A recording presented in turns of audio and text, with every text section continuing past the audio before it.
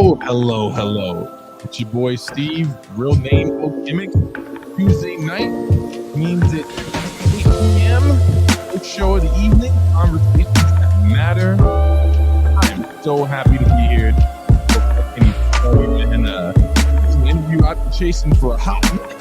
Had to work my way through a lot of management teams, right palms, do all those things that you got to do when you're on the show. And I am joined by author, creator, illustrator, martial artist, philosopher, bouncer, protector, guardian, keeper of the old ways, my man, Chuck, the creator of the wildly popular and my favorite comic web series, Bounce. I'm so honored to have you here, my brother. How are you doing this evening? Dude, it's so awesome to be here, man. Thank you. I gotta say, I didn't know I was any of those things until you made that whole intro. I was like, I'm that?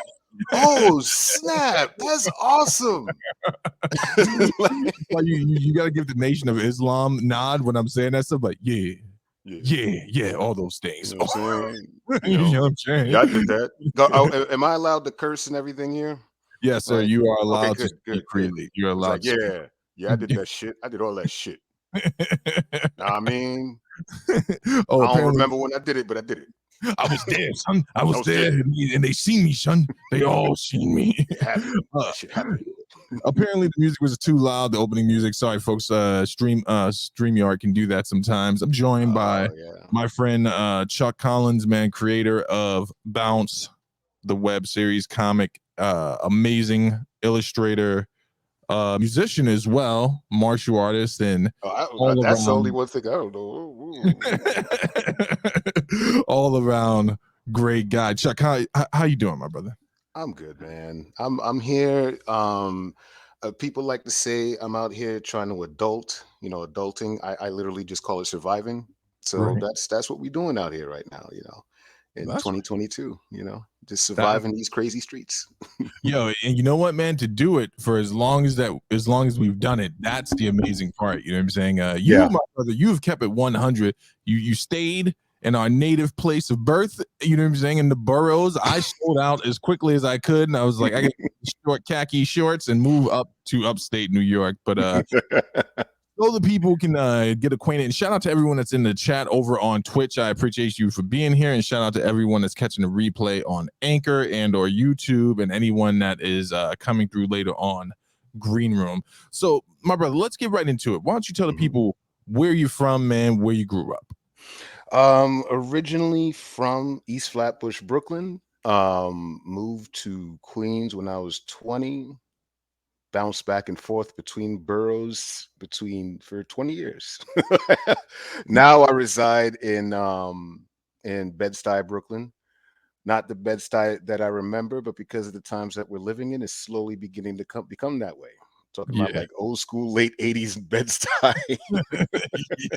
So I currently reside there. I work from home, which is a blessing and a curse, because it's a blessing because people, I don't like them too much, so I don't have to see them that often. And, but I got vitamin D deficiency, so no, I really don't know. I need sun, so I need to go out every once in a while. There's nothing but pain in that outside world, man. Word, man. All continue to live safely away from each other. Shout out to Fat Mantis in the chat over in Green Room. So, my brother, Conversations That Matter is a show where I like to bring on interesting people who I think are, amazing thinkers, great conversationalists, and who create content, whether it be in the medium of YouTube or otherwise. And I've had a couple of people from the old crew on here, and I've counted myself blessed to have you on here. I've been trying to get a lot of old school New York cats in, so I was lucky enough to have Kasai. Afua came on. Still trying to lock down Big Cat. You know how the Big Brother is about these I He know. comes through to support, but like I ain't coming up on no damn camera. And he's such a camera ready guy. I He's know, awesome. that's what I'm saying. He's good to go. I just want to talk to you a little bit before we get into what it is you do now. I want to talk to you about the beginning, man, about your artwork, about your general vibe, man. So can you just explain to me and the people Mhm. as an illustrator, how did that journey begin for you? Oh man, it began with me getting in trouble as a kid because all right, I'm gonna keep it brief because I can go off on tangents. Um, You're in the right I place. exactly. I had a I had a relative, and no cracks on religion because I'm not a very religious person, but I understand the concept of it. But I had a relative of mine that was Jehovah's Witness. Right. Now, he used to leave a lot of literature behind, and he left this one book that was like the many stories of Jesus, and the artwork. I'll give it to the Jehovah's Witness, man. They hire the best artists to draw all their stuff. Like I'm looking at their stuff, like, yo, this is insane. Right. So I'm sitting there looking through this book, and, I was 5 years old. I couldn't read all the stuff. So I made my own adventures. Apparently, Jesus was the main character who had superpowers. So I was going in there drawing little Jack Kirby superpower bubbles and stuff and everything. And you know that old school comic, like, you Yeah. see the powers, you see those little black little bubbles, like, and with all the sonic lights and everything. So I started drawing that, like Jesus can, destroy planets and, all kinds of craziness. So it spilled on to all the books that he left there. And I remember getting in trouble, but it was the most fun I ever had.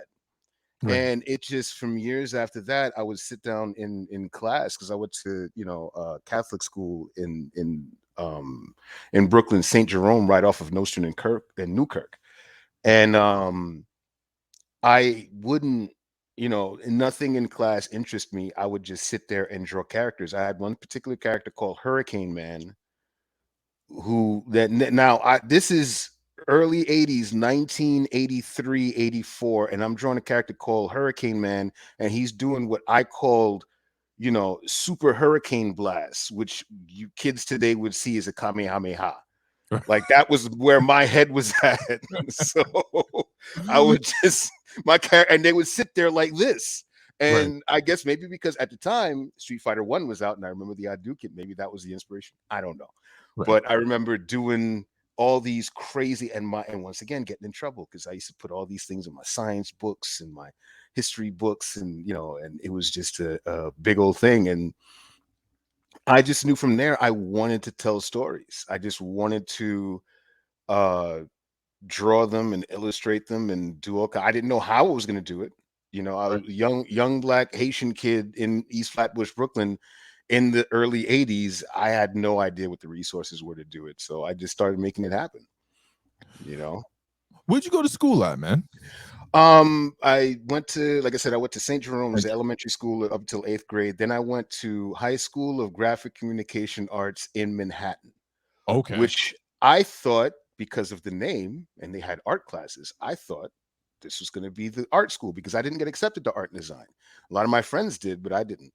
And ended up going there until my sophomore year because I got into so many fights, not realizing that if you remember, there's an old school gang here in New York, a very notorious gang. And that's why I say the hood is mad geeky, yo. Yeah. Like we're geeky as fuck. Yeah. So the name of the gang was called the Decepticons. And my high school, it was so crazy because my high school was known as Cybertron. That's had no clue that this was a thing. And then so, they were just like, all right, well, you're getting into fights every day. It's gonna your grades are good, but your record's gonna get affected. And I ended up going to City as school Okay. in my sophomore year and graduated my junior year. So I didn't even go through senior year. I knocked out, went to school, knocked out everything. In fact, it's interesting. Big Cat came in, I think he got accepted to the school the month that I graduated, Oh, okay. which is hilarious. Because when I told him I went to City as when we first met, way like damn near 20 years ago, it was like, Yeah, dude, I went to City As. I said, "You mean the one in the Village on Houston?" He was like, "Yeah, that's exactly the one." And he told me the dates, and I was like, "Dude, I graduated that month." Like, that's crazy. You know what's nuts, man, is because I remember when I had Kasai and Afur on, and from Mhm, my vantage point, like I'm not an illustrator, writer, or used to be a writer by trade, and mhm, it was so interesting running around with this group and observing all you guys. Because if I could jump forward for a little bit, at one point it just seemed like there was this huge clique of amazingly talented black and brown artists that all ran in the same crew, right? And mhm, I try to mhm, explain this to people. mhm. As a chronicler, I was like, you have to be sitting where I was sitting to see what I saw when I was hanging out with you guys. I'm like, we're talking about, and from my vantage point, the most talented group of people I've ever come across. Multi-talented, right? Different, Right, right. different levels. But Yeah. you were always someone that really struck me as very interesting because I could never place where we first met. But I remember hanging out with you, and I was like, "Oh man, this brother's the truth." And I was like, you were having some type of philosophical conversation with Big Cat. It wasn't a debate. Yeah. This, I think I kinda remember that day. I couldn't exactly tell you what day it was or the specific time. right? I think you were working at the Starbucks in Astoria. Not Astoria, and on Astor Place, I'm sorry. No, I was. Oh, Oh, you that's were it. used to The hang CD out there. store. I was at the C. I worked at the CD store. Norman Sound and Yes, that's yeah, what it was. Yes, Norms. I remember that. And I think that's exactly how it happened. I think me and Clarence had went over to get because that's what we did. yeah. This is the before the times of Spotify and Apple Music, and so we actually went to a store to buy music. Right.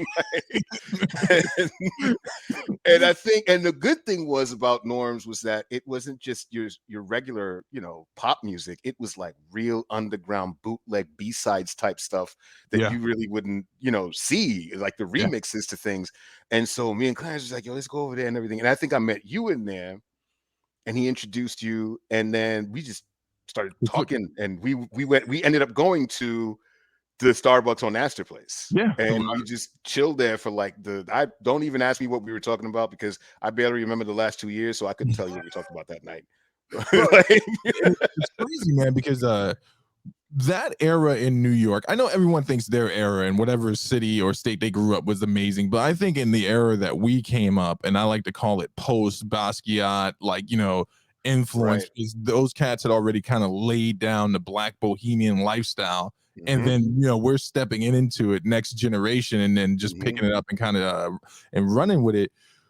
Can I just hear about from you, man? What was it? What was your experience like in your like as a young adult mobbing around the village as a black man? Because back then the vibe we were carrying was not the vibe that most people found socially acceptable. It's cool now. Well, yeah, yeah. It's you know what it was. I think there was an authenticity of finding yourself and being surrounded by genuine people, whether they were assholes, whether they were good people, but you got to see a face-to-face, interaction.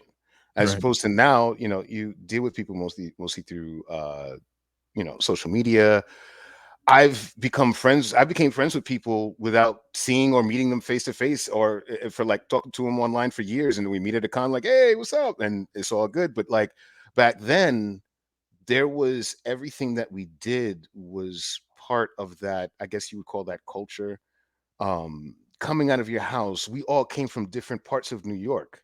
We all came right, from different parts of the borough. So coming from Brooklyn, Clarence was already in Manhattan. You were there.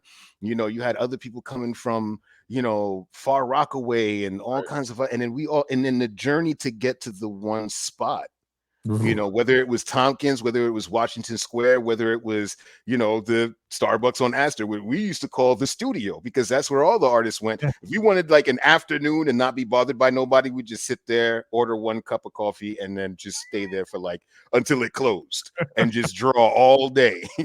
That's how it was. Folks, I'm telling you, Yeah. it's a sight, man. There was this one spot in this Starbucks where like it was probably the worst seating I've ever seen in any Starbucks, right? But there was one spot where it was kind of elevated slightly and a couch Mhm. and some chairs up there.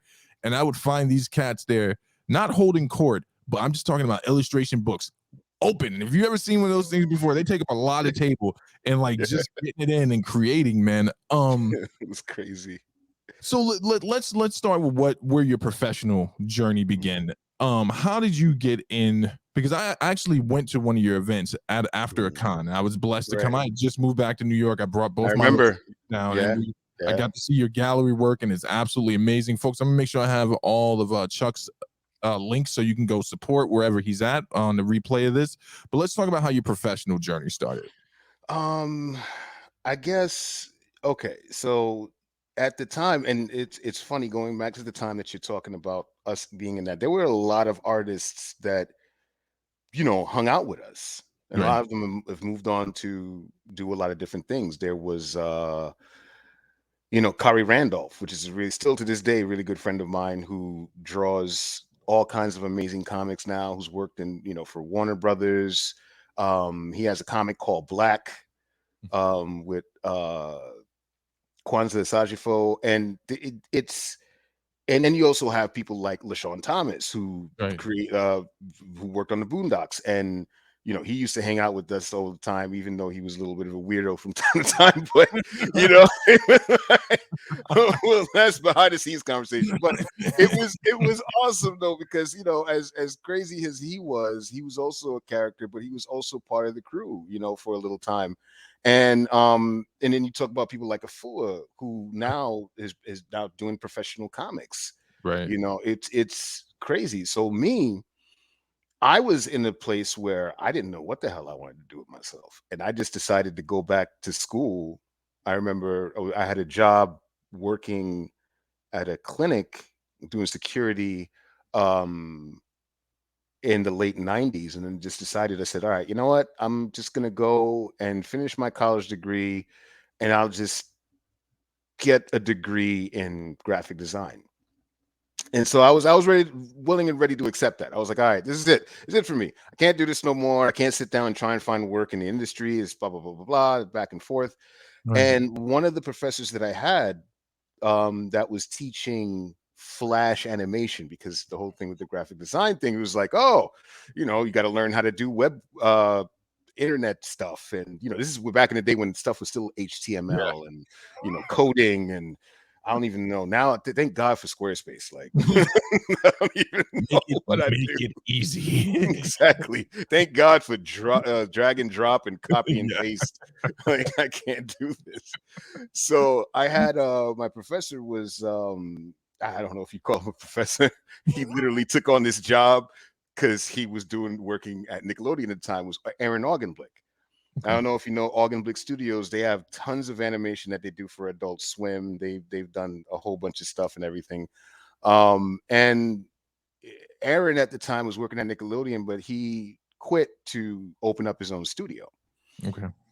And in the meantime, he still needed another job. So he saw me drawing one day, and he was like, "Oh my god, like this is crazy." I was like, "Oh, thank you." He says, "I have an animation studio. Do you want to come and intern for me?" I was like, "Fuck it. I've interned before. It won't be nothing new." So I didn't think anything would come from it. And I went there, and we started, and literally Aaron, if you go to Aaron's studio now, if you go to Augenblick Studios, Right. it's oh, like literally walking into a tech company, like right now in 2022. It's like he's got like two floors, a whole floor for studio and a whole floor like administration, and he's just like, they're killing it. And but back then he was in a little small studio that, bruh, it looked like that part in old school 80s movies when it's like, yo, meet me by the docks in this place, in this warehouse. And it's all dark and fucked up. And you think like there's either going to be a murderer back there or a Right. skinwalker or Chud. Like, I don't know what the fuck, like, that's how bad his whole thing looked. And it was dusty concrete everywhere with like just like a few, and it's which is funny because it's actually where I never really was a smoker until I started working over there. But like it was like it got so crazy, and it was like this hole in the wall. And the thing that I did love about it was from the ground up. Like, he had nobody else working there except two other animators who came from um Nickelodeon with him. His boy Frank Suarez, He had a couple of other people, I think his friend Joy. They all came together to make this whole thing happen. And for all the years of that happening, to see where they're at now is absolutely unbelievable. But from there, I did so much work for him that when he started getting paid really, you know, big gigs, like he would just say, "Hey, look, I'm just going to hire you as a full-time animator." And I learned everything from animation just interning there. Like I had an idea of what it was. I already knew how to do character designs. I already knew how to do comic pages, but the actual art of animation itself, I learned when I was over there. So, I got to put it into actual practice and get paid for it, which allowed me to go and get work in other places. I worked for Animation Collective, Nickelodeon, pretty much any and every studio that existed in New York at some point, I did work for. So that's where, that whole thing happened. But despite all that, I felt that I wasn't necessarily I wasn't satisfied with just doing other people's work. Right. I wanted to do my own stuff. So I started making up characters, started animating and writing stories on my own. And and that's really where the journey really began, because once people saw what I was doing with my own stuff, then I got work from other people saying, "We want that kind of style."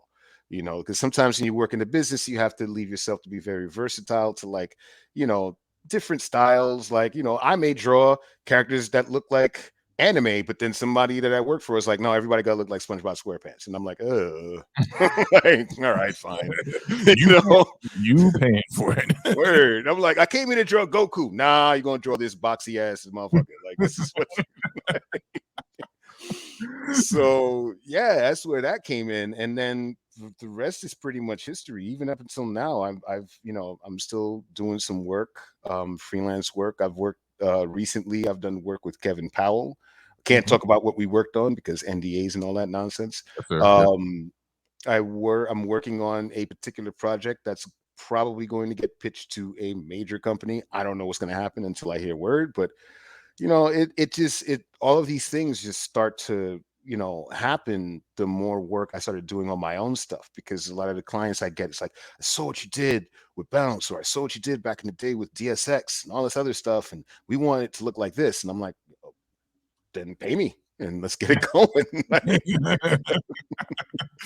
You it. can have that. You can have that if you give me that money a little bit more than they gave me, maybe a lot more. Exactly. Yeah. It's crazy to think about, man, because so when I was hanging out with all you guys, I'm sure you remember the apartment in Queens, which has gone down in history, the Bohemian flat Yes, in yes, it was. Astoria.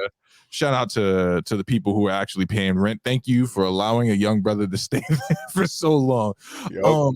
I learned watching firsthand from you guys how hard that industry is to break into. I think people have this misnomer or this weird cognitive belief that comics and everything around it, like animation, that all it takes is for you to be good and then you're in. And watching you guys grind was insane. Did you ever work at the Asylum with Caesar and those guys, or I can't remember if you did? No, I remember at one point when I first met Caesar, it got, shout out to Caesar because that's my dude, man. Desiree, man. Interesting fact. This Rob Zombie behind me is the last of Art Asylum. Whoa. Yeah. That is the last. Like, the only reason why it's here, I even forgot I had it. I went to go see my mom a couple of weeks back, because she had like some minor surgery. So I just went to go check in on her. And I went to my basement and I was just looking through old stuff that I had there. And I had found this box with like all this old action figures and everything else. And I saw like this thing. I was like, "What the hell? Why is Alan Moore in my fucking box?" But then I was like, "Nah, that's Rob Zombie." And so I took him out and I was like, it was dusty as all hell. He had cobwebs and everything all over him. And then I looked at it and I was like, "Holy shit, this is the last of." And I remember Caesar actually, because I wanted it, because I was at a con with him and I was like, "Yo, dude, I really want that." And he was like, yo, I got you. I'm gonna save it for you and everything. And that was the last of it. There was like, and it's interesting because like I still talk to Caesar, obviously, but I still talk to Digger. which is Yeah, from like Art Asylum. It was like the Tommy Lee of the toy industry. Like, For a little context for folks, what Chuck and I are talking about is the Asylum was a place, and I'm just going to give it the respect it deserves, where mhm. artists, illustrators, and sculptors came together and they made sculptures, some of the Yeah. most detailed representations of your favorite Mhm. characters. And our good friend Caesar, who worked there, was a guy who's amazingly talented, Oh, man. he's That so dude good. is So good. insane, and it was just a beautiful thing to watch these brothers work. More about you though, man. We got to talk about bounce, but I want to Mhm. make sure that I make the most of my time in this. So another thing that I did want to discuss with you is it's just slightly is the martial arts aspect, right? Now you're a Oh, man who lives an urban legend a bit, right? So I'm not going to bring up some of the things I've heard. You know, it's almost like Bruce Leroy level stuff. oh my God. Who the hell is telling you this stuff? Because I don't remember it going down like that. but because it's relevant to bounce, man. So let's Mhm. talk about the martial arts, man. How long have you been into the martial arts? What did you Oh practice? What did you man. study, man? The only two martial arts I've ever practiced my whole life was judo and karate. That was it. And That's all you need. yeah, I mean, I dabbled in kung fu for a little bit because I did have, when I was doing karate, I did have like a really horrible knee injury. To this day, it kind of affects me. But Right. and I didn't want to stop training at the time. So a friend of mine had suggested to take Tai Chi, Okay. which I did. And I found, and I learned Tai Chi, not just the meditative aspect of it, but actually how to apply some of it, you know, in an altercation, which was some of those things. But it was, you know, it's very interesting to see the kind of times that we're in right now, because I never really I never thought I applied most of my way. I applied more of the philosophical aspect of martial arts than the physical, Okay. you know, and that's what meant more to me than anything. It was some of the things that I would get into, I always regretted that I it came to that. Wow. Like it was always, you know, I and it's crazy because I was talking about this with my girlfriend yesterday. And in light of the slap that was heard across the world, craziness that happened the other day. And we were talking, Perfect I was form. talking about, Perfect form. It say what?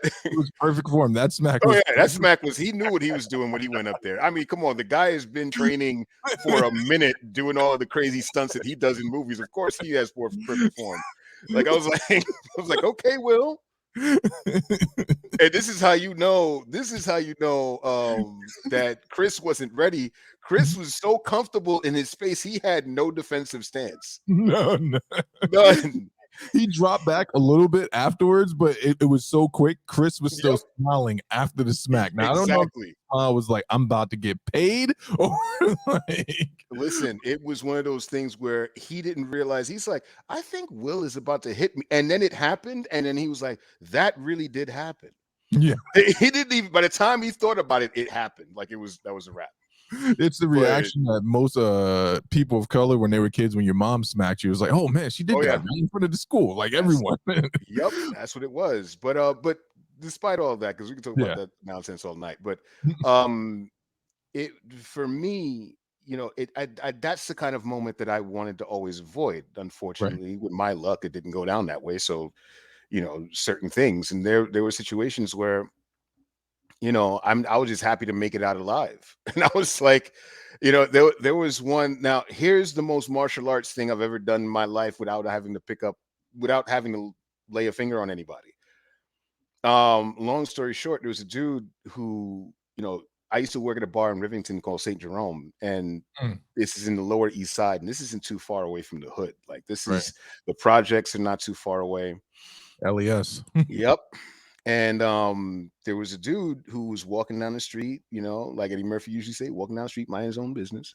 And he had his bags like he just came from the grocery store, and there was a group of hipsters just, you know, doing all kinds of craziness, getting drunk and getting rowdy and everything. And they were across the street, and one of them was talking a whole bunch of crap, bumped into the guy with the bags, and one of the bags fell on the floor, and you heard like glass break, Oof. and I was like, "Uh-oh."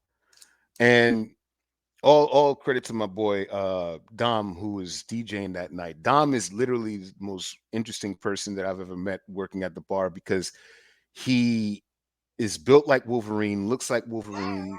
He's Filipino, but was born and raised in Mississippi, so he has the biggest Southern drawl. Like, it's amazing. I love Dom. Dom is great. So like Dom is outside having a cigarette, and we're watching what's going on, and the dude was like, "Yo, man, you ain't gonna apologize for," and the dude looked at him like, "Man, fuck you, blah blah blah," and everything else. And I was like, "Oh, damn." He was like, "Word, this is what's going on. I'll be right back." And right, in the hood, when the motherfucker be like, "I'll be right back," you don't be there. Just don't be there. I was like, what the hell? So he came to the and then Dom looked at me and says, "Yo, man, I bet you all them motherfuckers gonna come over here right now." And I was like, "Nah, they ain't coming here." And they walked across the street, came to the bar. And the only reason why I let them in was because the bartender came out and said that he was expecting them. And I pulled the Okay. bartender to the side and I said, "Listen, this thing just happened." He says, "No, it's all good. I know he gets a little crazy at times. Don't worry about it. He'll be fine." And I pulled the dude on the side that bumped into him and says, "Yo, man, listen, I saw what happened across the street. I'm gonna need you to take that down while you're in here." Okay. And he was like, "No, man, I'm all good, man. That guy, he just wasn't watching where he was going." I was like, "Technically, you weren't watching where you were going. He was fine." And he's like, "Man, fuck that guy. No, I'm fine. Don't worry about it. Don't worry about it, bro. I got this." All right. So a few hours go by, and I'm standing outside. Now, this is Thursday night, so everybody who comes out to the bars usually, after a certain time, like after around 2 a.m., nobody's really out. So, Yeah. it's still, school day. So I'm standing outside, I'm having a cigarette, and this brother comes, the same brother who his stuff fell on the floor. He says, "I'll be right back." He comes dressed all in black. And I will say this, and this is the thing I love about us. My man's understood. He said, "Yo, man, I ain't got no beef with you, man. I know you're only doing your job and everything, but I need to go in there and handle something." Oof. And pulled his jacket over. And I was like, "Well, this is where you got to use all your shit. Everything that you've ever learned in your head." I said to him, I said, "Bro, listen to me, man. We got cameras that are on you right now. Do you really think that dude inside is worth this?" And not for nothing, I told him, "I totally appreciate what you're saying. I'm not sitting out here. I ain't gonna get in your way, but I'm just saying, do you really think that it is worth the trouble? You're gonna have to hide in your crib. We got cameras there. The first thing they're gonna do is they're gonna see you. You don't got nothing on. You don't got no hat on. You don't got nothing, and they're gonna see me. Well, So what do you really want to do, bro?" And he goes, "Yo, I ain't gonna let him disrespect me like that." I says, "Yo, I get you, but not here. Just not here." And then, he says, "Listen, I know he's in there. I'm gonna stay up the block, but I feel you. And you know what? I'm out. Thank you." And I was like, and I was like, "All right, man, bro, just be safe, man. And just think about what I said." And he was like, "All right, cool." And he went up the block. Let me tell you the sigh of relief. I bet. I had to check my pants like I, several times because I was like, "Whoo, boy." I bet, man. But that is like, to me, that is like the true form of being in the face of danger like that, and then being able to just literally talk to somebody logically. I Yeah. mean, that, don't get me wrong, there are people out there that you see it in their eyes, there's no getting through to them. It's a wrap. Yeah, that's it. But in this particular case, me being able to meditate this in my own head and just say, "Okay, this is not one of those situations. This is not a kind of situation where I have to, do some physical or stand up like I'm an alpha male. Don't come up to me with that." No, no, no. This is not. In fact, Yeah. that's never the time to use any of that nonsense. It's because that's No. what it is. It's nonsense. So this is real life we're talking about. Right? Exactly. Like at the same time, is that whack ass piece of shit hipster, as much as I can't stand him, he doesn't deserve to die. And this Right. brother don't deserve to get, his whole life changed because of that hipster's bullshit and because of a bad decision he made when he was upset. Right. So being in the middle, I had to make that call. You know, could I, usually people would be like, "Oh, yeah, call the cops on him. He's going to be up the block." And blah. No. Conversation was had. The hood. This is how we work. There's no, Right. none of this like, oh, I just got into the thing with the guy. I'm going to call the cops on him right now. We don't do that. We don't do that here. Yeah. But that was an instance like many, that I've gone through working the bar. I remember, I don't know if I'll have time to go into this, but I remember, having to not kick out, but subdue a Green Beret and a crew, which is Wait, let me just interject for a second, folks. You yeah. remember when we started the show? I was like, I named some attributes. I said philosopher, martial artist, right, and peacekeeper. And he denied being any of those things, but I have it on good authority because what you didn't know about me, Chuck, was I was always around. That's why they I call me. I know. I was I was always in the background smoking a cigarette, and like watching like Yep. like like we can do it if we want, but if Big Cat and Chuck are just chilling, there's no reason for my little thugged out ass to get involved in any shit. They obviously have peacekeep it, but please remember, philosopher, protector, defender. Continue your story, my brother. Oh, I mean, dude, it just, and I think that's what the whole thing about working the door. Like, and long story short, with the Green Beret dude, it was just a group of older guys. Right. There was a player that was playing across the street from one bar that I worked at where it was about, post-traumatic stress disorder. And they had all came from there, and they were all part of the whole cast. Right. And so they came through, it was a Sunday afternoon. Nobody was at the bar. It was, they literally had the whole bar to themselves. And we have a separate room in the back where people can play pool, darts, and all kinds of stuff.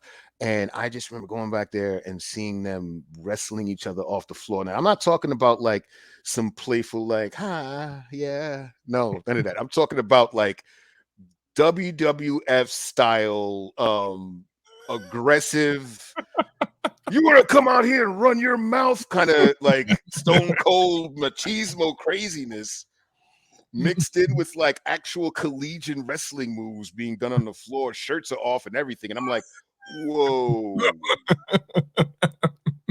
Now I have to go back here and tell these people to stop. And these motherfuckers can kill me 5 ways till Sunday with just a pencil. Like, this is like a crew of like 50-year-old Jason Bournes. Yeah. What the hell? Like, I can't. Danger. It's a different type of danger. I'm like, nah, this is not, ain't no way I'm walking from this okay. But, I had to literally, once again, I had to talk to him. And, and there's not even a way, like, I don't describe this as like the whole quote unquote alpha, because apparently this is a new thing now.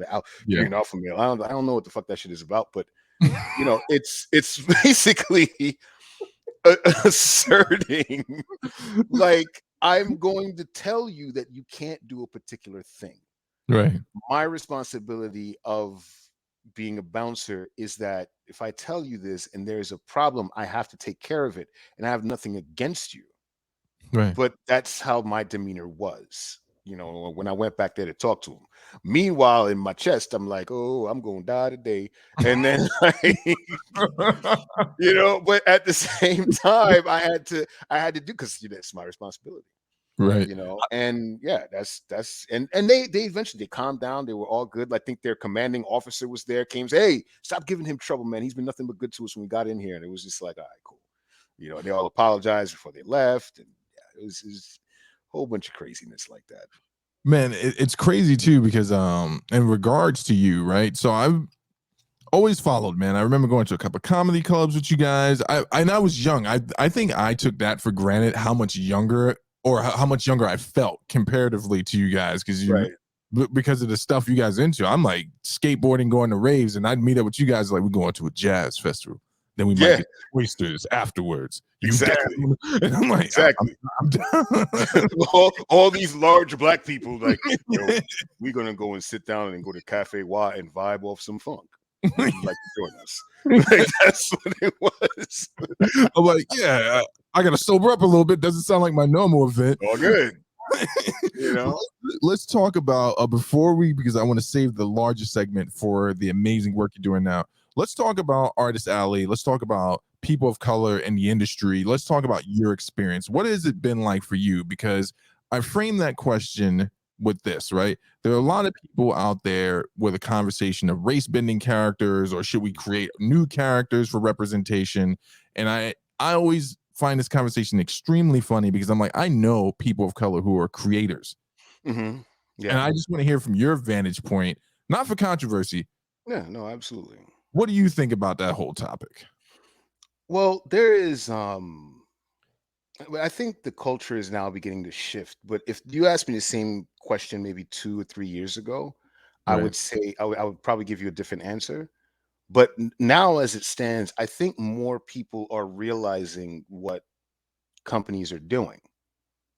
You know, they use buzzwords, they use trends to market themselves. So if there is a Black History Month, they will say, oh, well, we got Black Panther. Look, we got Black Lightning. Look at Miles Morales. Look at Storm. You know, it's just like, it's just, you know, so, okay, I get it.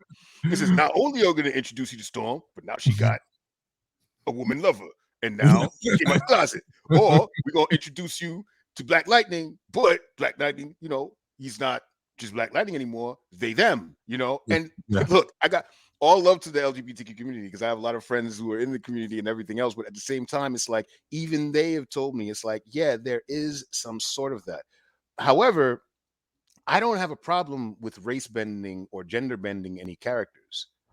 I think this is just what they are. They're characters.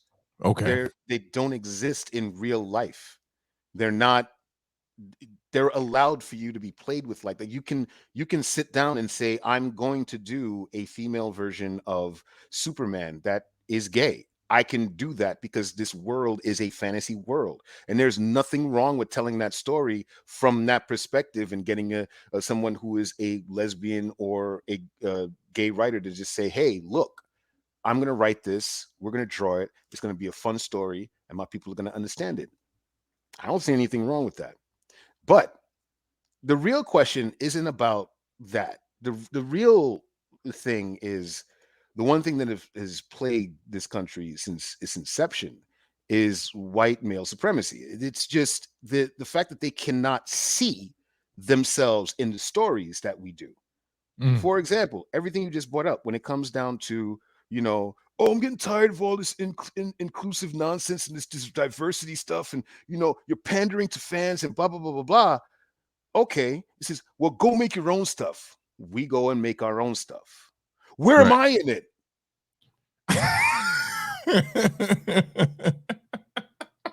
I don't see myself in your characters. This is bullshit. Your story sucks. No one fucking asked you. You literally told me to go make my own. So now that I'm here doing it, it's a problem for you. The companies were doing it. It was a problem for you then. I'm doing it on my own. It's still a problem for you. What the fuck do you want? Just say that you don't like certain people. It's easier to just say, I don't like these particular people. Right. Rather than come and hide behind all of these excuses. Just say that. Like, it's no, yeah, that's real right there, because it's crazy. I know Mantis is probably he's my co-host on Fanboy Modeling School, good friend of mine. You would know him if you saw him. We get into this debate all the time, and before he starts bombing my chat, well, what about what you said last week, Steve? I want to be clear on my point. I'm against it only because I want to see characters that exist be big up, and I want to. And if you're gonna do it, I've always said this, please make it make sense, right? Just absolutely, yeah, make it make sense. But as a person, you know, as a brother who's in this industry, man, now if I can ask you, what was it like getting into the industry? Because that's a different vibe. That's a different vibe, man. I know that people get shelved, they get pushed into projects they didn't want to be a part of. What was your experience? I mean, my experience was I guess you can say that because of who I was, I didn't allow certain things to fly, Okay. which is the reason why a lot of my work in the industry is contracted work. Like I'm in there working for you for like 6 months and I'm out. I ain't dealing with this shit. Right.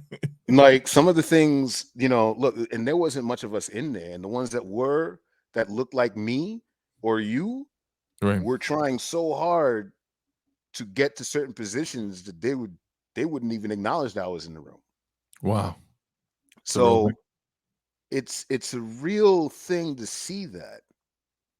And I don't hate them for it. This is capitalism. It's the competition based culture that we grew up in. So I'm not gonna say that they should have, like, they don't owe me shit.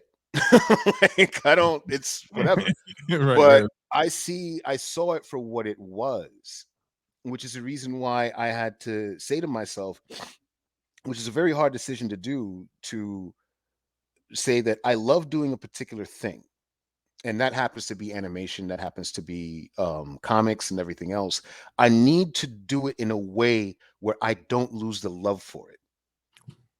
I don't lose the love for it because of people, because of burnout, because of all these other things. Right. Because of the racism that exists, and some of the misogyny that exists in the business. I have to be able to do what I love and pick projects. If it's not mine, pick projects that I think are really good, even though the pay may be a little lower, but I'm proud to work on. Okay. you know I'm not going to sit there and just go ahead and say, hey, let me just take this one I've done that, where I've taken a gig and be like, oh, fuck it, this money and everything else, and I see the end result, and I'm like, I wish I never worked on that shit. Wow. Like, it just, it got to that point. So seeing all of that stuff, I used to, yeah, because of who I was, and I don't know if that demeanor affected how people viewed me, but I'm not the person that's gonna sit there and we're gonna go to an after work event, and we sitting there listening to Biggie, and then the moment the N word drops, and then it's like, you say it too. It's like, but we're friends, right? No, motherfucker, we not. Like, just ain't go. What you not gonna do is think that we're that cool. Right, right. So it was one of those things, and a lot of the things that people, I see a lot of stuff, discussions on social media about, people in the workplace. We dealt with that shit way back in the day. Yeah. And it was one of those things where, you needed the job, you dealt with it, but also that boss or whoever you worked for knew that you wasn't the one. You Yeah. did your job and you did what you had to do, but you wasn't the one to go fuck with. And he'll go run and yell at the next brown or dark skinned person that's working in the office, but he knew you wasn't gonna take that shit. And and I think I was the one. And I think there's only been one instance where I think I was crazy nice to everybody at a studio until one thing happened. And I said, excuse me, Yeah. and went off and came back in. And they did this whole thing about, like, oh, we're sorry with the way that things happened and everything else. It was a crazy situation. And I just said, oh, I mean, you keep you sorry, man. I'm out. No, but we really know I'm leaving now. Fuck it, 2 weeks. Everything else, Wow. the whole 2 week notice thing is an illusion. Don't believe that. If you don't like a job, just leave that shit right now. Period. At That's that a good moment, point. period.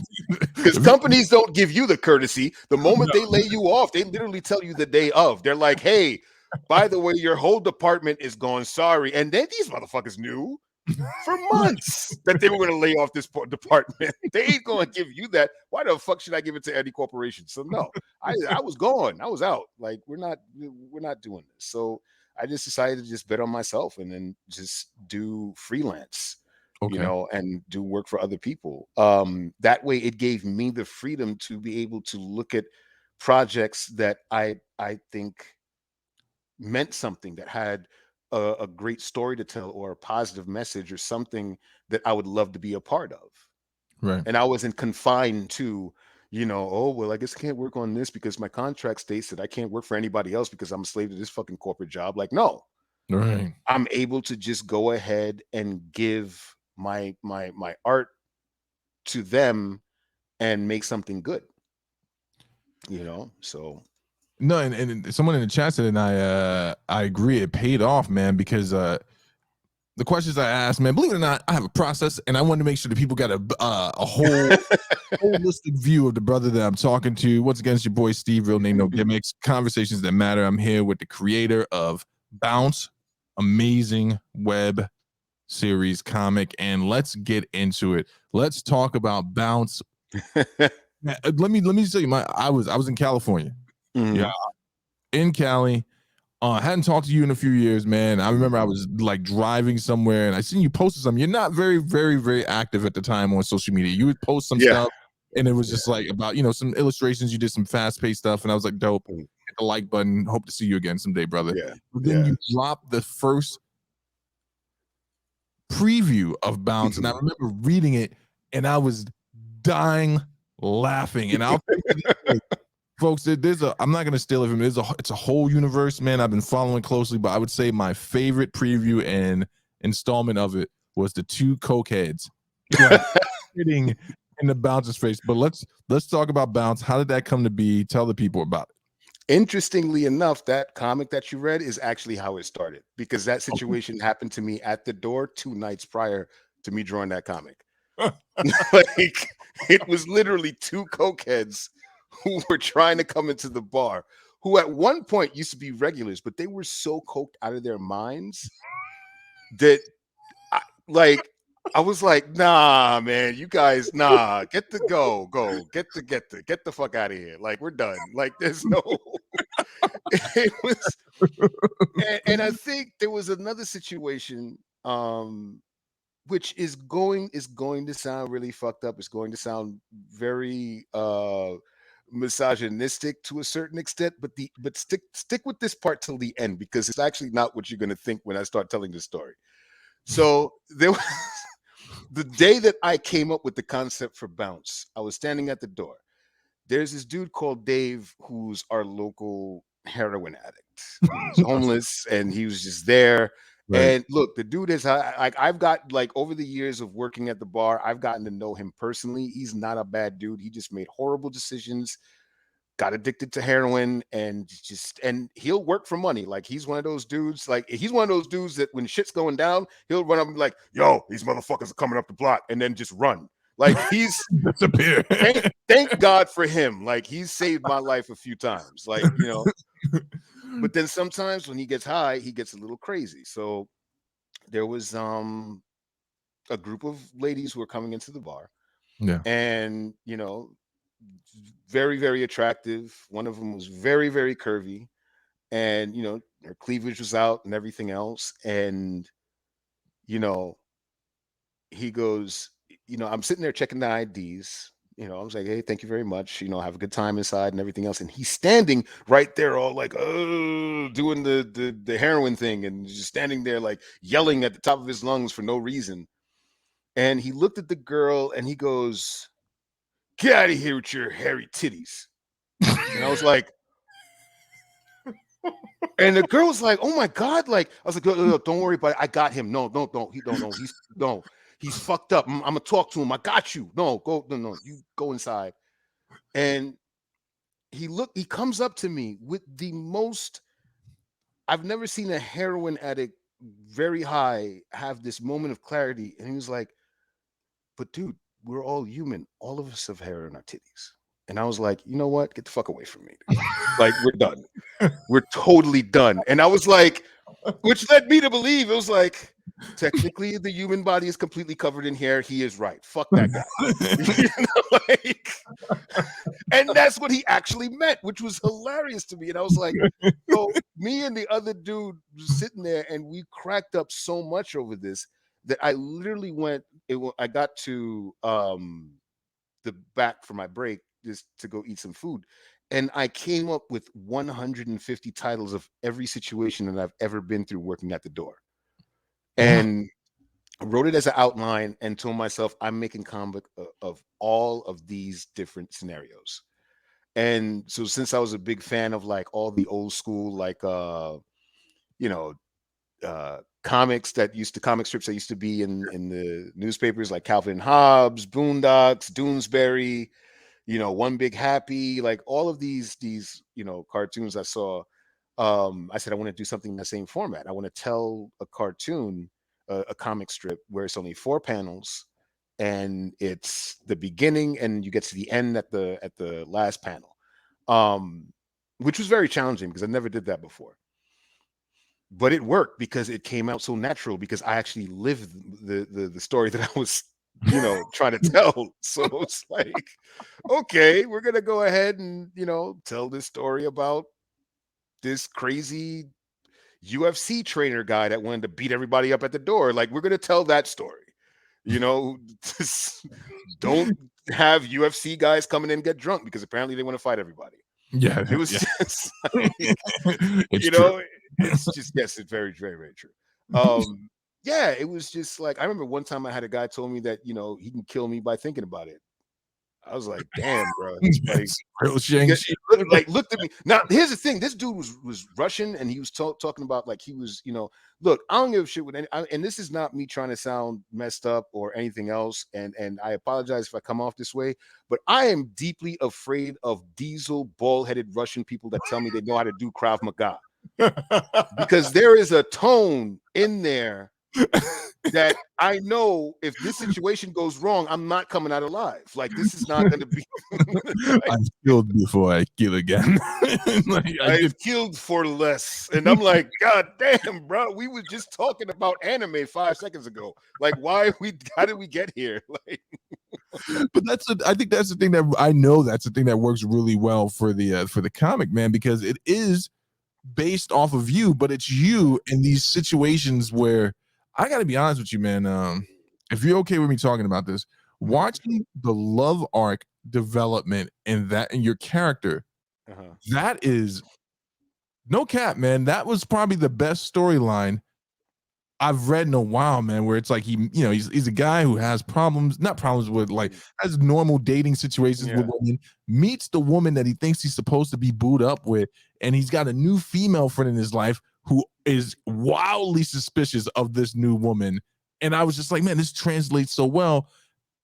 I remember the portion where your character got into peak physical shape, like he just in 3 days, transformed because he made the time nullification tool, which is something that I wanted to play with because I wanted to play with a lot of absurdism in the whole in doing this. It was like, he was like, I can't lose my girlfriend.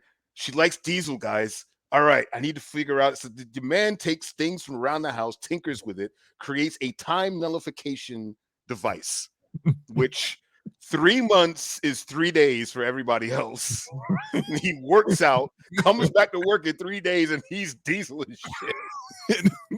I love the still frames because people are just looking at him in the background and like his normal friends are interacting. Yeah. Wait, I'd be a bad interviewer. Let's get the name of all the players. Let's get the name of the characters, please. Okay, so since I'm a huge fan of Doctor Who, the bouncer has no name. He's called just the bouncer. Yeah. And then there his best friend, which is Yamaya, who when I introduced her, I think about several comics in, and I remember, and it was interesting because I remember creating that character, and during the whole love saga, and people were like, "Oh, they're gonna get together," and I was like, "No, this is his best friend. They're best friends. This is the thing that I've realized that this is just me talking on some black shit. Like, us being able to be best friends with everyone. It's not just with boys and everything else, but you know what? You have a woman that's in your life who's not, you're not trying to get with, who's actually your friend, who gives you proper advice as a black dude. Like, you can, that actually speaks to you unhinged and give you the real. Right. And you respect that friendship enough to say, I don't like what you said, but you're right though. Like, it's just, and I wanted to introduce that because I felt that this was a thing that was lacking. like every time I saw any piece of black entertainment, it was like you have, he's the black guy who's handsome, and she is the successful black woman who's, whatever, and they come together, and this whole thing is quirky, but they fall in love at the end. But where's the friendship between just Right. regular people? Because life doesn't really work that way. This is Right. a bunch of made up shit. So I actually wanted to change that narrative. So I didn't make her a love interest. That's his best friend. Like, they're not blood related, but that's, you could call them brother and sister. And the other characters, as far as the people that I made up in there, were all based on people that I actually know. Nord, who's the big diesel, Yeah. bald-headed white dude, is based on a friend of mine called Spencer, who was a bouncer I used to work with that's from Sweden. So it was interesting to see his European take on the way that shit happens over here, which is hilarious. Um, but except I made Nord in the comic from England, Okay. from Yeah. Yeah. London. And then there's his sister, who then becomes the bouncer's actual love interest. She's Ife. She actually is the bouncer's equal on. There was one comic that I had of them, having a whole lot of sex to heavy metal music. Like, we ain't trying to put on Luther Vandross, we trying to put on Cro-Mags or some shit. Like, Yeah. we made it a point Sepultura. to in Sepultura, and like, let's do this. Like, what album haven't we had sex to yet? Like, that's what. And this is what they do, and this is the Right. reason why they love each other. This is the reason why it works so well. Um, and then there's Nika, who's a trans woman who works the bar, and she just like is the no nonsense, like, I'll fuck you up type person because of the way that she was brought up in the hood. But yeah, you have all these characters, and then a newer one that I introduced was Sylv, who's the actual owner of the bar. Oh, good. Yes. Yeah. Talk about it. Sylv. Okay, so a while ago in season 2 of Bounce, I introduced one of the owners, and he was like based on like a whole bunch of racist bar owners I used to work for, but I wasn't comfortable with the fact that, I made this dude to be like, I wanted it to be them work at a place where they feel very comfortable, which is the reason why they stay there. Right. So I retconned the whole thing by making the bouncer get into a situation where he quits the bar and starts to look for work in another place, and finds a bar that's owned by this black woman, and she's very bitter. Like, imagine, like, excuse me, Angela Bassett, but like, you know she was like a very downtrodden character from like The Color Purple. Like, it's just, Right. I mean, she went through shit in her life, and one of the things that I did was, with the bouncer who worked for her, she basically told him that, the bar was, they both, her and her husband owned the bar. Her husband was gunned down by the police off of some bullshit because the mafia was trying to like get money from him and everything else. And the bouncer just felt really bad, and he was like, "No wonder why you're such a fucking hard ass. Like, you just trying to keep this alive, and you miss your husband and everything else." And this is back in the '70s. Right. And then the bouncer just decides, one night in closing up, he gets totally wasted, falls asleep, wakes up at the bar, says, "Oh man, I gotta close," goes to the bathroom. And when he pushes the door open, it's 1971. It's the same bar. Yeah. So I don't want to ruin it, but he tries to kind of change the future. And he ends up hanging out with some of his heroes around from back in that era. So yeah. Yeah, and then he comes back, and some of the future has changed, but what he was trying to change didn't change. Yeah. So it was a very, I honestly, I put so much into that story that I couldn't finish it, Mm.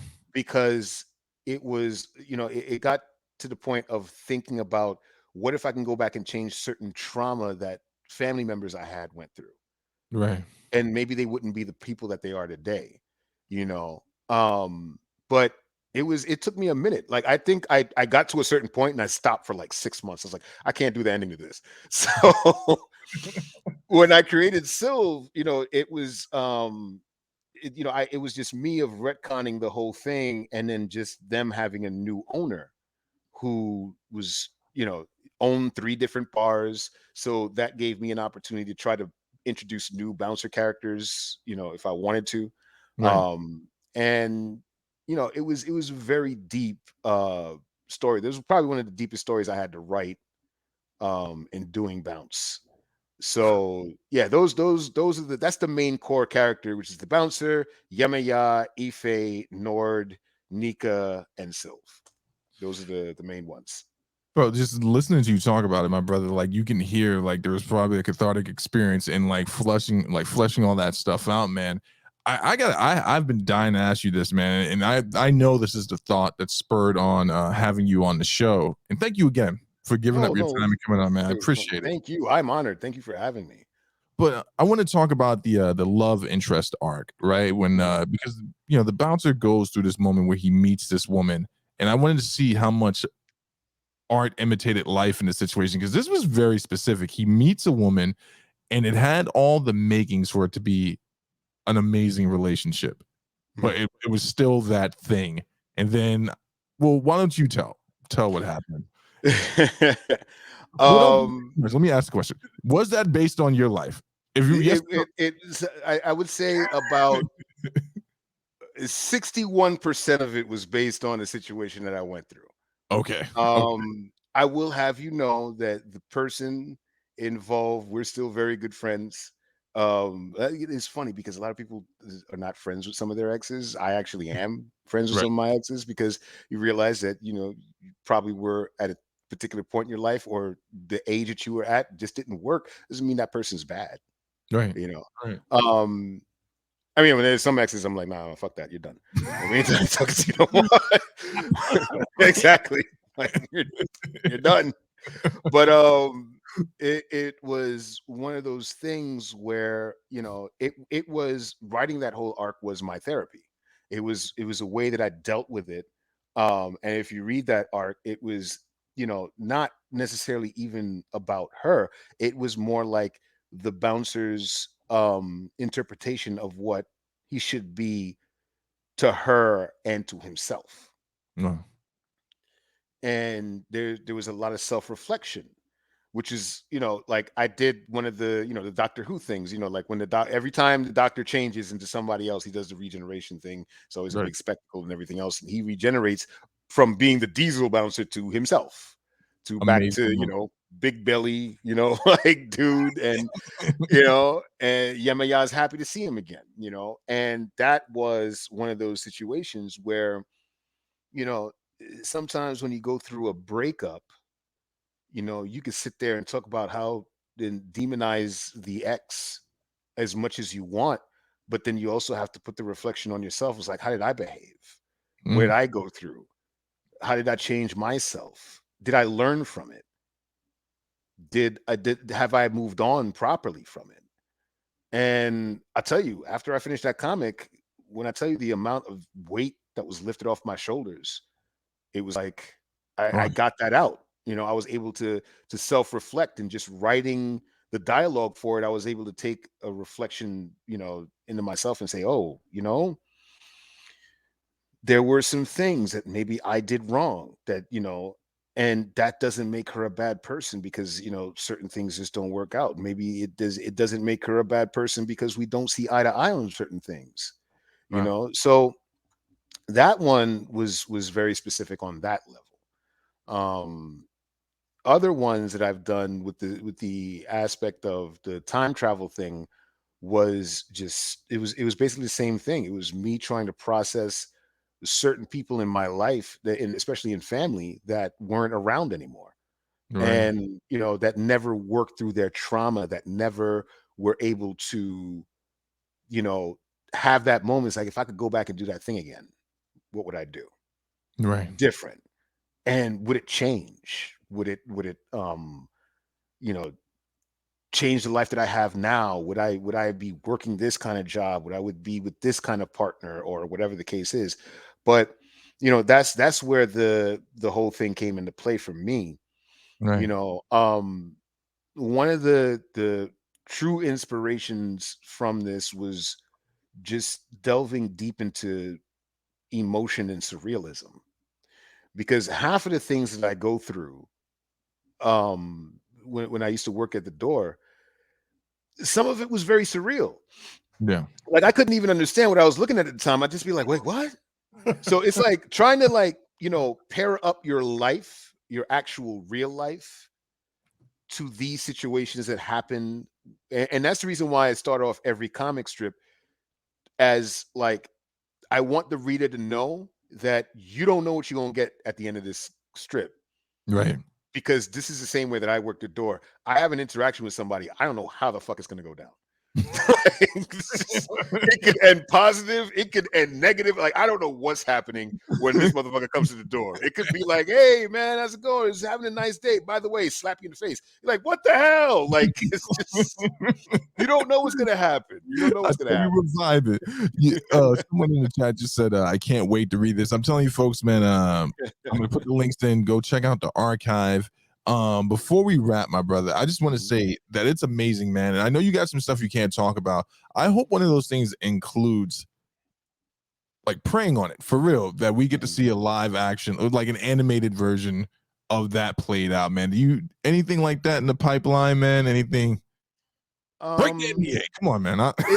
no, I look, listen, if that was the case, I would have even I would you would be one of the first people to know. Like, the Right. crew would know. I'm trying though. I'm trying. It's very hard to see. The thing about this particular story is that it's not. Have you watched Atlanta at all? I've just started watching it. Yeah. Okay. There is a key aspect of storytelling, and I think Donald Glover deserves a lot of respect for this, because this is exactly how I would approach doing an animated series for Bounce. Right. It's very personal comedy drama with an aspect of surrealism and absurdism that pushes the story along, that anyone watching it can emotionally have a connection with it. And the thing about these characters and all these situations are very real things, because it's like, this is something that, if you think about the concept of a bar, you think about the concept of going out with your friends and drinking, think about how many nights you've gone and done that, and all kinds of truth have been revealed, because everybody's inebriated, Right. everybody's in a space where they're like, you know it's the culmination of everything. I've watched first dates, I've watched breakups, I've watched job promotions, I've watched every possible wedding engagements, wedding proposals. I've seen them all at the bar.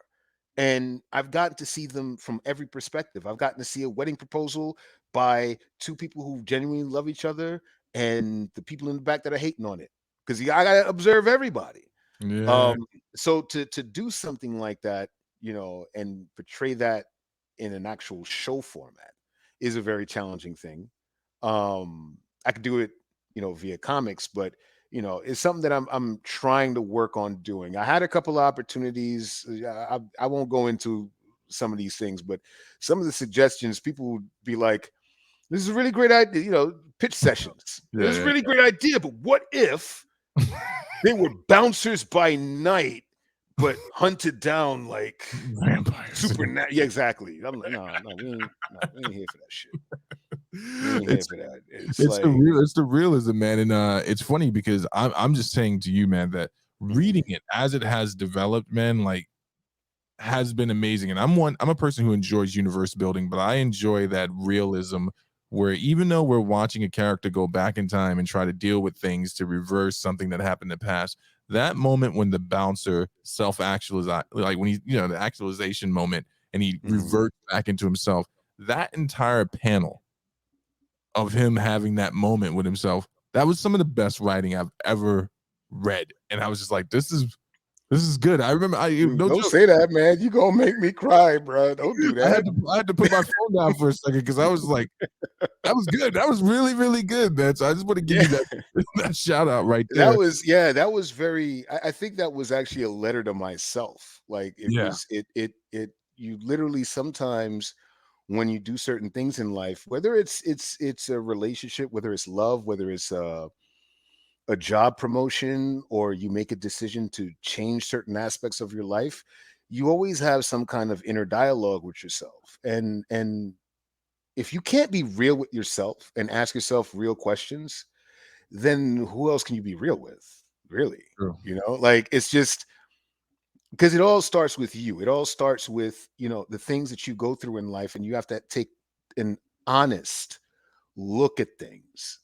And I think this is what a lot of people don't do, because it's very easy to pin particular circumstances on other people. It's like, oh, this didn't work out. I didn't get this job because this motherfucker tried to screw me over and everything else. That could be true. But there is a point where you have to do some self-actualization to say, okay, you know what? That person did screw me out of their job. They did do what they did. But maybe I need to do some inner soul searching and say, I can't allow myself to be in that situation. Right. I'll make my best effort to not be in that situation anymore, or not find myself in that situation. And if I do, I have to make a conscious thought on how I'm going to handle it. And I think that whole part in the panel, I think it was like maybe 3 or 4 panels when I did it. It gave me the opportunity to actually tell myself, what I was dealing with, what I could have done wrong, how I'm going to see myself now, and what I'm going to continue being the person that I am, because there's nothing wrong with who I am. There's nothing like I let you let like a bunch of different things come into your life that tells you that you need to be this way. You want to get this job, you do this. You want to get with that person, you do that. You want to do the like you let all these outside influences come in, but you're not talking to yourself to say what works for me. Right. What makes me able to function and go ahead and get the things that I want to do, or do the things that I want to do without all these outside influences. So that's basically what it was. I told you, philosopher, but he's gonna like my brother. Before we close it out, I'd be remiss not to take you down a quick rapid fire nerdy. Oh yeah, let's do Q&A. it. I just want to hear some stuff, and then I want to give you a chance to promote Moon Knight. You into it or not? Interesting thing. So my girl, I don't know if you've seen her stuff. She's the Blurred Girl. She's actually doing a show right now as we speak. She's downstairs doing her Twitch show, which is hilarious. Wait, no, I haven't. I gotta check it out. Yeah. I'll definitely, yeah. So she does a lot of press work. Like, she's interviewed a whole bunch of people. She's interviewed Chris Helmsworth, Benedict Cumberbatch. Like, she was on the red carpet for Black Panther, interviewed everybody. And Wow. the interesting thing is, so we get a lot of stuff before they come out. Mm-hmm. And I'm not going to say from who, but I got a chance to see some of the new one, the what you just mentioned. I got a chance to see a little bit of it. I'm ready for it. It looked very interesting. I don't know how they're going to make it connect to the MCU, but I'm here for it. It looked interesting so far. All right. So we'll see what happens. Doctor Strange, Multiverse of Madness. Oh, that's happening. I can't wait. I can't wait. No. So much is going to be revealed. Listen, what got me was when you heard Professor X say, yes. I guess we should tell him the truth. And I was like, oh, we got Picard back up in this piece as Professor X. Let's go. I'm down for it. We got the Illuminati happening. Like, let's go. it's everyone from our generation's dream, man, to see this stuff playing out. That's why even when the movie bombs, or actually, like a movie like Eternals, maybe not the best MCU movie, but I still enjoyed it. I was like, here's a bunch of people I would never see played out otherwise. Yeah. I enjoyed it. I enjoyed it for what it was. Last one. In regards to Spider-Man, you've seen No Way Home, I assume. Mm-hmm. Now, do you actually believe that they're going to keep it where no one remembers Peter, or do you think within the last 3 movies they have lined up for the contract, they're just going to bring it? Because Feige said no more large sagas. We're doing mini arcs, and mini arcs will be more relevant. Do you think at the end of the 3 movies that what is this kid's name? Not Tobey Maguire, Tom Holland. Tom Holland. Yeah. Do you think at the end of that we see his death, or do we see Miles Morales take on the mantle, which I think is unlikely, or do you think we finally get Spidey out of the MCU? I think a number of things are going to happen. Now, here's the thing: when I'm a fan of a thing, I usually tend to look at the business side of stuff. This just because it's really messed up, but a lot of the times the reason why stories fall short is because of business. Right. The reason why, like, we see certain things, we're like, man, why didn't they do that? It's because of contracts, money, and all kinds of other shit. So it's like the way I'm seeing it is I think they're going to give Spider-Man, they're going to give the Tom Holland Spider-Man because I think he's already signed on for some more movies. Yeah, 3 more. 3 So more. if we got 3 more, we're gonna see the Venom arc because now the symbiote is in the Marvel universe. Yeah. We're going to see, I think we're gonna see some more Green Goblin. Right. Throughout the entire Tom Holland arc, we haven't seen Norman Osborn or anybody else Correct. come into play. I think a lot of these things are going to happen, but I think the catalyst is going to be in the Multiverse of Madness, where Marvel has this thing where they retcon everything by bringing universes together. They always do this. Yes, yeah. This is the reason why you got Peter Parker and Miles Morales running around, Yeah. together fighting crime because the universe is mended together. So it's like, all right, that other Spidey, the Ultimate Spidey, is dead, but regular Peter Parker from the original Earth is still here. So I mean, yeah, man, I'm saying, like, I think that's what they're going to end up doing. I thought it was a bad move for them to make them forget. It's not even so much to forget Peter Parker, but the existence of Spider-Man. Right. Because there were very specific moments in the MCU. Now, there's one theory that I've been following, which I think is going to end up happening. One theory is that the X-Men and Charles Xavier has always been there. Yeah, I've heard this. Yeah. Because of the fact that, you've had all these things that happened with Peter Parker and everybody forgetting everything. They have just been omitted from the timeline because of particular things that happened, but they were always there. Right. And so I think they may go that route. I mean, there's so much that's going to go into this. You have the events that happen in Loki. Yes. You have, all of these things. I think they're going to come together in between Multiverse of Madness and Thor: Love and Thunder. Yeah. I Looming think in the background. Yeah. Yeah, I think we're gonna get a lot of that stuff. And the thing about Love and Thunder, and especially with the Guardians of the Galaxy shows us all of the celestial stuff and all of the outer space stuff that we don't necessarily see in the regular Marvel universe. But I think that's their opportunity to go ahead and bring all that stuff through. So I think, and me being a big Spider-Man fan, I love Peter Parker growing up, but I love Miles Morales even more. Yeah. So I'm pretty excited to see what they get ready to do with it. I'm looking forward to, Across the Spider-Verse, but I'm going to need for them to do a live action Miles Morales because they introduced it in the first Tom Holland Spider-Man movie where Donald Glover played Prowler. Yeah. And talked about his nephew Miles. And I'm like, come on, son. Like, we need that. We need to make that happen. The crazy thing is I just want to stage an intervention for Sony and be like, let's keep it real. Your most successful property was your video game division. You can't make consoles. You pulling this character back into universe, we know what you're going to do with it. You're going to botch it. The nature of a thing is the nature of a thing. But the most important thing, Chuck, is you have to remember, not the Celestials, not Thanos, not the events of the snap. There is one huge event looming in the background like a beautiful crescent moon. Motherfucking Blade is coming to the MCU. If I don't get an actual cameo from Wesley, you know what? Give me Wesley, but also give me Mahershala Ali, and I want them to be in the same realm. But I need to see it in the Doctor Strange Multiverse of Madness. Because you teased this motherfucker in Eternals and all we heard was his voice. Nah, son, we ain't finna do that. No, you need to show me your man's in his full glory. Right. Yo, they're really playing this. Yo, They're playing it really close to the chest. I've seen them do this before, but I'm surprised with a character like Blade. But I was trying to explain it to someone, man. You don't understand what the Blade property is, and they won't ever give him his flowers. But I think Kevin Feige might one day. Blade, the movie, the first one with Wesley Snipes, saved comic book movies.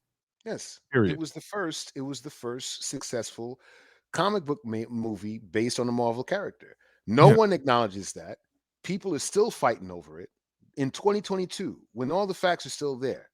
Yeah. It's like talking to people who, debate this is like talking to people in the GOP. Like you just this doesn't make any sense, bro. It's not adding up. Like it's not adding up, man. Your argument, just say you don't like the shit.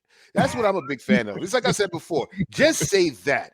You don't like black people. You don't like the thing. Just tell me that. Don't sit here and give me all these bullshit alternative facts. Oh, Just man. say you don't like them. Like, just stop. Yo, it's so multi-layered, man. I had a conversation with someone who used to be a close friend, but we were talking about Miles Morales, and he was like, "Well, what's the deal with Miles Morales?" And it was the way he hung on to his last name, and I was like, "Wait, you have an issue with the fact that Miles is Black Tino? Like, is that the issue?" And this was a brother too, so I'm like, what's the issue there? But people just need to, in certain instances, let's let the medium be fun. Chuck, my man. Thank you so much for coming on here, man. I was extremely worried. I was going to be super nervous because I look up to you, man. You one of the OG heroes, man. I Dude, appreciate don't even you. say that, man. I've always loved you. I was so super excited when Big Cat hit me up and told me, he's like, "Yo, Steve's trying to get in contact with you." I was like, "Yeah, give him my number." That's the reason why when you text me, I realized I didn't have your new number saved in. And you said it was Steve. Now there's another person called Steve that I haven't spoken to in years, and there's a reason why I haven't spoken to him in years. So when he hit me up, I was like, wait, what Steve am I talking to? Like, I just want you to enter the room as Dream, but I've been trying to divorce myself more and more. I got you, and I feel you because of that. I feel you. No, I hear you. But I was like, but with the moment you said that, I was like, oh yeah, hell yeah, come on, son. I got you. Come on. I appreciate you, and tell the people where they can find you. Anything you want to promote before we shut it down. I am on both Twitter and Instagram is where I live. I do have a Facebook, but Facebook, no. You can find me at bounce_comic on both Twitter and Instagram. And you can order. I do have to change this on the Gumroad site, but you can go to gumroad.com, the bouncer, and you will see all of my comics. I do have all the digital versions available. Unfortunately, I've sold out all the physical copies. So I will get some more later, probably sometime during the spring. But yeah, you can order all of them. I have the entire collection. There's 3 volumes. You can order them each individually, or you can get a bundle which has all of them in there. And they're all digital. You can read them on your phone, read them on your computer, read them on your iPad, just go through it. My suggestion is to just take your best bottle of bourbon, sit back, get on your lazy couch and just read and have a laugh. That's the reason why I made it on a Sunday afternoon. That's it. That's right, just man. Be lazy that day and just do it. Also binge it and also support the brother. He does great stills, man. If you're looking for work, I saw that on your if you're looking for personalized stuff, hit him up on the IG, and I'm gonna commission something myself. Chuck, I appreciate you, my brother. Send my love to wifey, man. I'm gonna let you go, man, and I'll see you soon, brother. Definitely, man. Same here, brother. Love you, man. Love you too, man. Peace. All right, peace, folks. Another episode of Conversations That Matter, man. I know that you guys stuck through that. That was a longer one than we normally do, but the man's time is valuable, and I was grateful to have him. I'm going to shut it down, but I want to give a shout out to everyone that stuck around in Green Room, Carmen, Old Pony Bex, and D-Love.